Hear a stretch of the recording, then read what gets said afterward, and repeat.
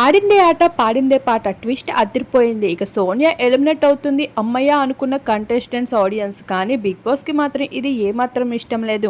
లియెస్ట్ voting తో పృథ్వీ ఆదిత్యలకి పోటీ పడుతూ సోనియా అయితే హౌస్ నుండి ఎలిమినేట్ అయిపోతూ ఉంది. కానీ ఇక్కడ బిగ్ బాస్ మరో ట్విస్ట్ ఇచ్చేశాడు. నిఖిల్ ఎమోషన్స్ అన్ని బయట పెట్టించి ఇక సోనియాని మాత్రం బయటకు పంపించకుండా బయట జరుగుతున్న లీకేజ్లని తన చెవున పడేసి తననైతే సీక్రెట్ రూమ్ లో అదరగొట్టించేశాడు.